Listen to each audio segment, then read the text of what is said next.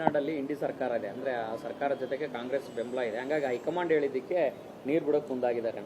R Ashok ಅವರು ದಯಮಾಡಿ ಇಂಥ ಚಿಲ್ಲರೆ ಮಾತುಗಳನ್ನ ಬಿಡಬೇಕು ಅಂತ ಮನವಿ ಮಾಡ್ತೀನಿ. ಕಾರಣ ಏನಂದರೆ ಇದು ಜವಾಬ್ದಾರಿ ಇರ್ತಕ್ಕಂಥ ಪ್ರಶ್ನೆ. ಇದು ಸುಮ್ಮನೆ ಏನೋ ಉಡಾಫೆ ಮಾತಾಡ್ತಾ ಒಬ್ಬ ವಿರೋಧ ಪಕ್ಷದ ನಾಯಕ ನಾನೊಂದು ಪಕ್ಷ ವಿರೋಧ ಮಾಡಬೇಕು ಅಂತಕ್ಕಂಥದ್ದಲ್ಲ. ಇದು ಬೆಂಗಳೂರು ಅವ್ರ ಕ್ಷೇತ್ರ ಇರ್ತಕ್ಕಂಥ ಬೆಂಗಳೂರಿನ ಕುಡಿಯೋ ನೀರಿನ ಪ್ರಶ್ನೆ. ಇದು ಅವ್ರಿಗೂ ಜವಾಬ್ದಾರಿ ಇದೆ. ಆರ್ ಅಶೋಕ್ ಅವರು ಅವ್ರಿಗೆ ಒತ್ತಾಯ ಮಾಡಬೇಕು, ಕೂಡಲೇ ನೀವು ಇದು ಆಲ್ ಪಾರ್ಟಿ ಮೀಟಿಂಗ್ ಕರೀರಿ, ಇದ್ರ ಬಗ್ಗೆ ಚರ್ಚೆ ಮಾಡೋಣ ಅಂತೇಳಿ ಅವ್ರು ಒತ್ತಾಯ ಮಾಡಬೇಕು. ಸುಮ್ಮನೆ ಅವ್ರು ವಿರೋಧ ಪಕ್ಷದಲ್ಲಿ ಇದ್ದೀನಿ ನಾನು ವಿರೋಧ ಮಾಡ್ತೀನಿ ಅಂತ ಅಂದರೆ ಅದಕ್ಕೆ ಮದ್ದಿಲ್ಲ. ಅದಕ್ಕೆ ಹೈಕಮಾಂಡ್ ಹೇಳಿದೆ ಬಿಟ್ಟಿದೆ, ಅದು ಸೆಕೆಂಡ್.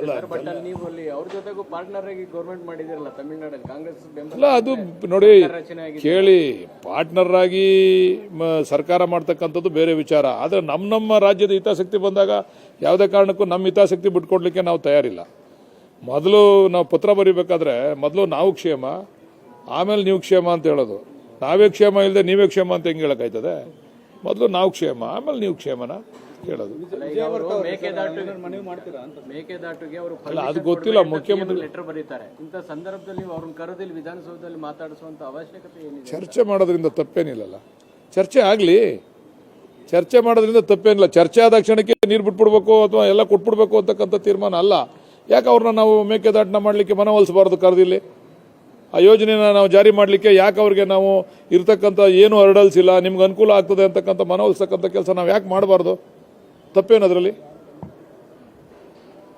ಈಗ ಎಲ್ಲ ಸಮಸ್ಯೆಗಳು ಬಗೆಹರಿತಕ್ಕಂಥದ್ದು ಚರ್ಚೆಗಳ ಮೂಲಕನೇ, ಕಾನೂನಿನ ಮೂಲಕ ಅಥವಾ ಒಡೆದಾಟದ ಮೂಲಕ ಅಥವಾ ಜಗಳಾಡೋದ್ರ ಮೂಲಕ ಬಗೆಹರಿಯೋದಿಲ್ಲ. ಎಲ್ಲ ಬಗೆಹರಿತಕ್ಕಂಥದ್ದು ಚರ್ಚೆಗಳ ಮುಖಾಂತರನೇ. ಚರ್ಚೆ ಮಾಡ್ತಕ್ಕಂಥ ಸಂದರ್ಭದಲ್ಲಿ ನಾವು ಅವ್ರಿಗೂ ಕೂಡ ವಿಶ್ವಾಸಕ್ಕೆ ತೆಗೆದುಕೊಂಡು ಮನವೊಲಿಸ್ತಕ್ಕಂಥ ಕೆಲಸ ಯಾಕೆ ಆಗಬಾರ್ದು? ಆ ಕೆಲಸಕ್ಕೆ ನಮ್ಮ ಮುಖ್ಯಮಂತ್ರಿಗಳು ಮುಂದಾಗಿದ್ದಾರೆ. ತಪ್ಪೇನಿದೆ? ಬೇರೆ ರಾಜ್ಯಗಳ ಅನುಮತಿ ಅಗತ್ಯ ಇಲ್ಲ ಅಂತ ಸಂಸತ್ತಲ್ಲೇ ಉತ್ತರ ಕೊಟ್ಟಿದ್ದಾರೆ.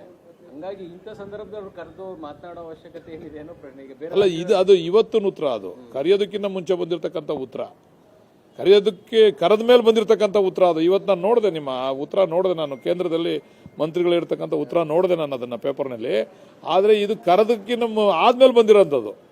ಈಗ ಕರೆದ್ಬಿಟ್ಟಿದ್ದೀವಿ, ಅದಕ್ಕೆ ಮುಂಚೆ ಇದ್ದಿದ್ರೆ ಅದ್ರ ಬಗ್ಗೆ ಆಲೋಚನೆ ಮಾಡ್ಬೋದಾಯಿತು. ನಮ್ಮ ಉದ್ದೇಶ ಏನಂದರೆ ಪರಸ್ಪರ ಸ್ನೇಹ ವಿಶ್ವಾಸದಲ್ಲಿ ಬಗೆಹರಿಸ್ಕೊಂಡು ಹೋಗೋಣ ಅಂತಕ್ಕಂಥ ವಿಚಾರ ಇಟ್ಕೊಂಡು ಮುಖ್ಯಮಂತ್ರಿಗಳು ಕರೆದಿದ್ದಾರೆ. ಅವ್ರು ಕರೆದಾಕ್ಷಣಕ್ಕೆ ನಮ್ಮ ರಾಜ್ಯಕ್ಕೆ ದ್ರೋಹ ಮಾಡಿ ಅಲ್ಲಿಗೆ ಅನುಕೂಲ ಮಾಡಿಕೊಟ್ಬಿಡ್ತಾರೆ, ಅವ್ರ ಪಾರ್ಟ್ನರ್ ಇದ್ದಾರೆ, ಅವೆಲ್ಲ ಸುಳ್ಳು. ಹಂಗಾದ್ರೆ ಮಹದಾಯಿ ವಿಚಾರದಲ್ಲಿ ಅವರಿದ್ದಾರಲ್ಲ ಗೋವಾದಲ್ಲಿ, ಅವ್ರನ್ನ BJP ಅವ್ರು ಮನವೊಲಿಸ್ತಾರೆ. ಹಂಗಾದ್ರೆ ಅವ್ರ ಸರ್ಕಾರ ಇದೆ ಅಂತ. ಅವ್ರು ಎರಡೂ ಸರ್ಕಾರಗಳಿದ್ವಲ್ಲ, ಇಲ್ಲಿ BJP ಇಲ್ಲೂ ಇತ್ತು, ಗೋವಾದಲ್ಲೂ ಇತ್ತು. ಅವಾಗ ಬಗೆಹರಿಸ್ಕೋಬೋದಾಗಿತ್ತಲ್ಲ.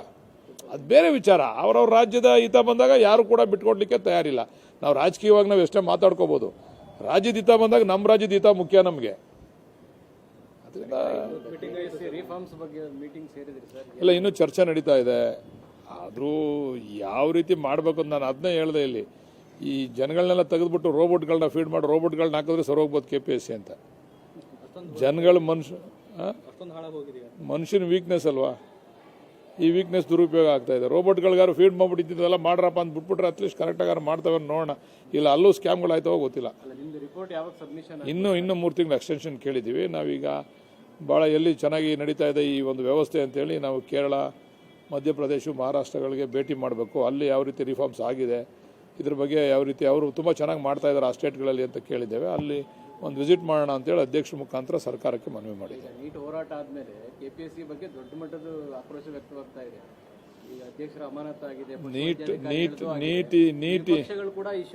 ನೀಟ್ ಹೋರಾಟದಿಂದ ಯುವಕರು ಸರ್ಕಾರಗಳಿಗೆ ಒಂದು ಎಚ್ಚರಿಕೆಯನ್ನು ಕೊಟ್ಟಿದ್ದಾರೆ. ನೀವು ದಾರಿ ತಪ್ಪಿಸಿದ್ರೆ ನಾವು ದಾರಿ ಸರಿಪಡಿಸ್ತೀವಿ ಅಂತಕ್ಕಂಥ ಎಚ್ಚರಿಕೆಯನ್ನು ಕೊಟ್ಟಿದ್ದಾರೆ. ಅದರಂತೆ ಬಹುಶಃ ಎಲ್ಲರೂ ಕೂಡ ಬುದ್ಧಿವಂತಿಕೆಯಿಂದ ನಡ್ಕೊತಾರೆ, ಜಾಗೃತರಾಗಿ ನಡ್ಕೊತಾರೆ ಅಂತಕ್ಕಂಥ ವಿಶ್ವಾಸ ಇದೆ.